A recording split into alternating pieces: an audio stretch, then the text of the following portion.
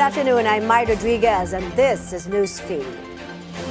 All eyes on the Senate this afternoon as Senator Risa Hontiveros will formally request the opening of the impeachment trial of Vice President Sara Duterte. Hontiveros stresses the chamber must fulfill its duty to the Constitution and the people. Senate President Cheese Escudero says the trial could start early if the plenary approves a motion to convene the impeachment court. Escudero has faced mounting calls to start the trial, especially since House lawmakers already transmitted the articles of impeachment in February. Those were initially scheduled to be read on June 2, but Escudero moved it to June 11 to supposedly prioritize pending legislative measures before Congress adjourns.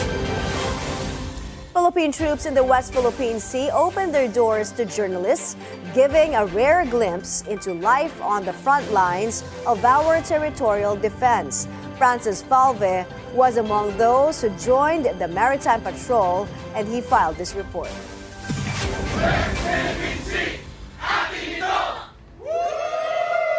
That declaration from journalists and military personnel on board BRP Andres Bonifacio, or PS-17, on the conclusion of a 6-day media-embedded maritime patrol.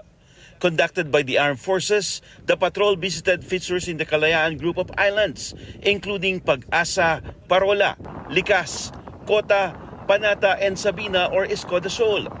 The trip also gave a glimpse on the hardships of unassigned military personnel being isolated in the island just to keep our presence in the area and protect it against any intrusion. Kailangan lang natin ibangin yung sarili natin sa para isip namin mahirapan sa mga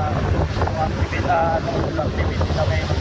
Kahit sino naman talaga na ma-abort dito, mag-imiss natin yung pamilya natin sa tagal namin na ilang taon bago kami babalik. Their consolation is that they can contact their loved ones through the internet. Aside from their well-being, some features have vegetable farms and grow animals for their food.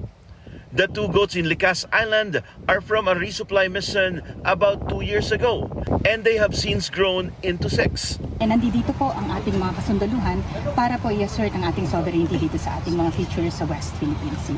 Of course, ang challenges ng ating mga tropa dito, yung isolation. Basically, napakaganda ng isla but yung damdamin nila being away from their families. But of course, dahil ito nga po ay sinumpaang tungkulin ng bawat miyembro ng Sandatahang Lakas ng Pilipinas, naririto po kami, ang anyong Philippine Navy, ang Armed Forces of the Philippines. Nandito rin po ang Coast Guard, 10 ng kanilang mga tropa, nandito rin po. Ito po is para ipakita sa sambayan ng Pilipino na ito pong 126 years na tinatamasan yung kalayaan ay patuloy po natin paninindigan. A group of dolphins were spotted near Pag-asa Island in time for the World Oceans Day on Sunday. Chinese Navy, Coast Guard, and militia vessels were also spotted in the area. While radio challenges were conducted, no Chinese bullying incidents were recorded in the entire maritime patrol. The Philippine troops declared their commitment to stay on the ground to safeguard our territorial waters for the generations to come. Francis Polbe, Billionario News Channel.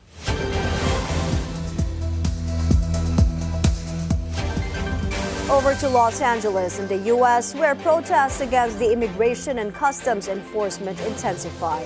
Demonstrators set cars on fire, while several protesters and police officers faced off on a major thoroughfare. The rallies began last Friday when ICE carried out raids as part of the Trump administration's sweeping crackdown on undocumented migrants. Tensions flared after President Trump ordered the deployment of the National Guard to quell the protests. I mean, if we see danger to our country and to our citizens, we'll be very, very strong in terms of law and order. We're not going to let our country be torn apart like it was under Biden. We're going to be watching it very closely. And when they spit at people, they spit. That's their new thing. They spit and worse. You know what they throw at them, right? And when that happens, I have a little statement. They say, they spit, we hit. And I told them, nobody's going to spit on our police officers. Nobody's going to spit on our military. The LGBTQ community and allies also taking aim at President Trump in a rally. The weeks-long World Pride celebration turned political as attendees gathered at the Lincoln Memorial in Washington. Speakers expressed outrage over Trump's orders limiting transgender rights. These include banning transgender people from serving in the armed forces. And that's the news this hour. I'm Mai Rodriguez. Keep it here on the Billionaire News Channel.